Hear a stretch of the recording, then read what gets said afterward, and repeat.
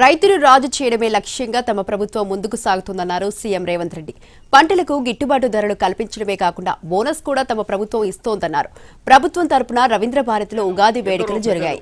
ఈ వేడుకల్లో ముఖ్య అతిథిగా సీఎం రేవంత్ రెడ్డి పాల్గొన్నారు. శుభాకాంక్షలు. దేవాదాయ ధర్మాదాయ శాఖ కమిషనర్ హనుమంతరావు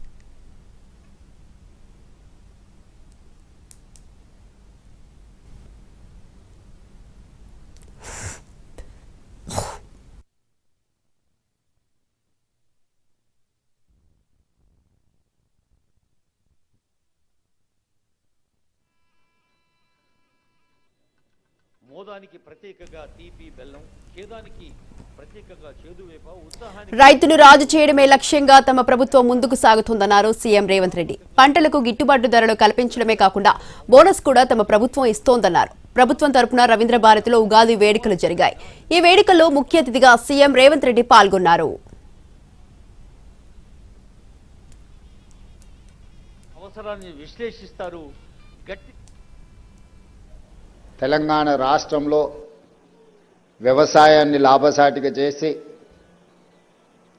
రైతును రాజును చేయాలన్న లక్ష్యంతోనే మా ప్రభుత్వం ప్రధానంగా ముందుకు వెళ్తుంది.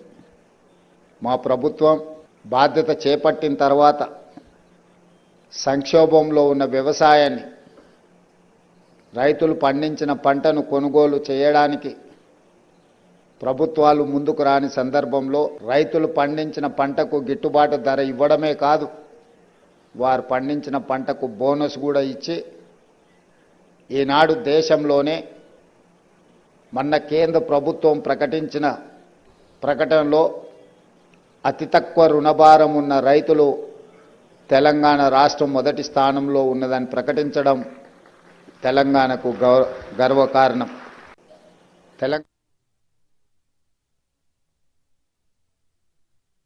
కందళ భక్షణం రేవంత్ రెడ్డి గారి దృష్టిలో, వారి సునిశ్చిత ఆలోచనలో, ఆచరణలో ఈ 5 ఉన్నాయి.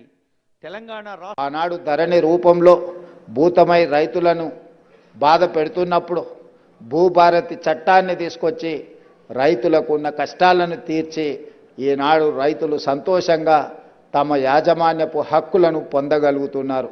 సాదా బైనామాలకు సంబంధించి కూడా వ్యవసాయ భూములకు వాళ్ళు కొనుగోలు చేసిన వాటిని కూడా తొందరలోనే పరిష్కారం చూపించబోతున్నది మా రెవెన్యూ శాఖ అని చెప్పి ఈ సందర్భంగా నేను ఈ తెలంగాణ రాష్ట్ర రైతులందరికీ ఉగాది సందర్భంగా తెలియజేయదలుచు. ఆనాడు ధరణి రూపంలో భూతమై రైతులను బాధ పెడుతున్నప్పుడు